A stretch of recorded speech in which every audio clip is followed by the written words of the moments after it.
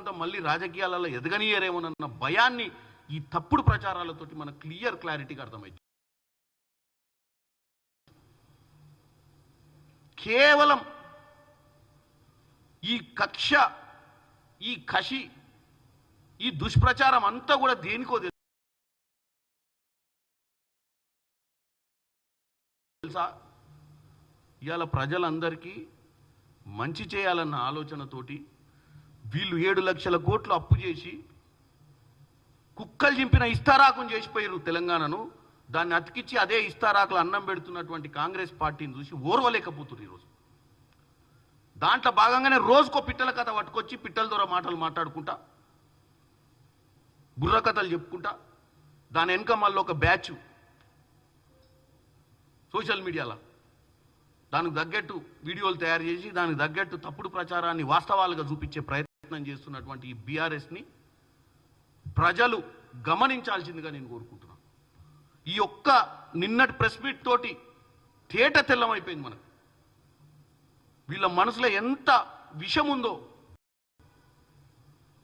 వీళ్ళు ఏంది ఈ తెలంగాణలో ఇంటిగ్రేటెడ్ స్కూళ్ళు పెట్టొద్దు, వాళ్ళ నాయన చెప్పిండు కేజీ టు పీజీ ఉచిత విద్య పెడతా, తెలంగాణ వస్తే నిధులు నియామకాల నినాదంతో ప్రతి పేదోనికి చదివిస్తా అన్నది. ఇవాళ రేవంత్ రెడ్డి గారు 200 కోట్లు పెట్టి ప్రతి నియోజకవర్గంలో ఇంటిగ్రేటెడ్ స్కూల్ పెడుతుండు, సన్నబియ్యం తినిపిస్తుండు. యువ వికాసం పేరుతోటి వెనుకబడ్డ యువకులకు వాళ్ళ పెట్టుబడి కోసం 5 లక్షల రూపాయలు ఇచ్చి వాళ్ళకు ఆర్థికంగా ఆదుకోవాలి, వాళ్ళను కూడా ఒక మంచి స్టార్టప్ కంపెనీస్ చిన్న స్థాయిలో పెట్టుకొని వాళ్ళకు ఉపాధి జరిగేటట్టు వాళ్ళకు లోన్లు ఇవ్వాలన్న ఒక ఆలోచనతో ప్రభుత్వం పోతుంటే ఆర్థిక ఇబ్బందులు ఎన్నున్నా అవసరమా?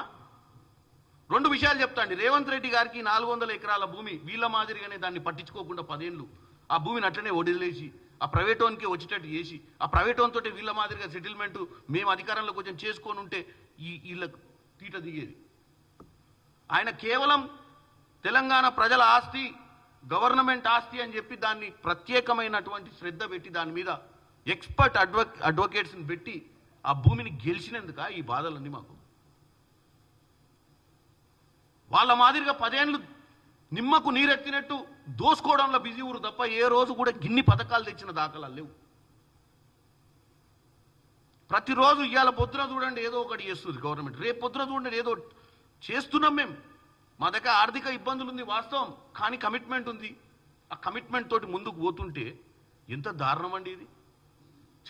ప్రజలైతే అట్లీస్ట్ మమ్మల్ని గెలిపించి మాకు ప్రజాపాలన చెయ్యాలి అన్న ధైర్యాన్ని ఇచ్చినటువంటి ప్రజలు మమ్మల్ని నమ్మాలని కోరుకుంటున్నాం.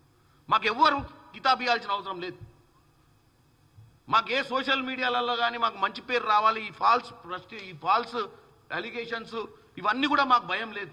మా భయం అంతా తెలంగాణ ప్రజలు వాళ్ళ మనసులో వీళ్ళు నాటే విష బీజాలను మేము తుడిచేయాలన్న ఆలోచనలోనే ఉన్నాం తప్ప మాకు మిగతా ఎవరిని పట్టించుకునేది లేదు. బీఆర్ఎస్ వాళ్ళు ఏడ్చినా బీజేపీ వాళ్ళు ఏడ్చినా నాకేం వచ్చేది లేదు, మాకు వచ్చేది లేదు, ఒరిగేది లేదు. మా బాధ అంతా మమ్మల్ని నమ్మి గెలిపించినటువంటి ప్రజలను తప్పుతో పట్టియొద్దన్న ఉద్దేశంతో ప్రతిరోజు మేము వాళ్ళు మాట్లాడే ప్రతిదానికి సమాధానం చెప్పాల్సి వస్తుంది. ఈ కాగితాలన్నీ తీసుకొచ్చి మీ ముందుకు రావాల్సి వస్తుంది. ఇదే సరిపోయింది మాకు. ఒక పక్కన పథకాలు చేసుకుంటూ పోతున్నాం, ఇంకొక పక్కన వీళ్ళ విష ప్రచారాన్ని తిప్పికొట్టే ప్రయత్నం చేయాల్సి వస్తుంది. ఇవాళ ఎమ్మెల్యేలు అందరూ ఊర్లల్లో ఐకేపీ సెంటర్లు ఓపెన్ చేయిస్తారు, ధాన్యం కొనుగోళ్లలో బిజీ ఊర్రు, సన్నబియ్యము పంచుతుంటే ఎక్కడ సన్నబియ్యం పంచిరో ఆ ఇళ్లలో పోయి సన్నబియ్యం తిని వాస్తవంగా వాళ్ళు సంతోషంగా ఉర్రా అని తెలుసుకునే ప్రయత్నం చేస్తున్నారు ఎమ్మెల్యేలు, గ్రామస్థాయిలలో నాయకులందరూ కూడా. మరి ఏం పని చేయాలి మేము? ఇటు మంచి పని చేయాలన్నా రోజు వీళ్ళు వేసేటువంటి చెత్తను దుడుచుకుంటూ పోవాలన్నా అర్థం కావట్లేదు. ఒక మంచి పథకాన్ని లాంచ్ చేసి ఆ పథకం మీద వివరణ ఇవ్వకముందే దాంట్లో తప్పుడు ప్రచారం చేసుకుంటూ ప్రభుత్వాన్ని దుయ్యబట్టడానికి వీళ్ళు 24 గంటలు వస్తారు. కాబట్టి ఈ దొంగల మూట, ఈ పిట్టల మూట, ఈ పిట్టల దొర మాటలు ఇక నుంచి తెలంగాణ సమాజం ఈ రోజు నుంచి వీళ్ళు పెట్టే ప్రెస్ మీట్లను ఏ దాన్ని కూడా మీరు సీరియస్ తీసుకోవద్దని చెప్తున్నా. వాళ్ళు పెట్టే ప్రెస్ మీట్లను మీరు ఎంటర్టైన్మెంట్ కింద చూడండి.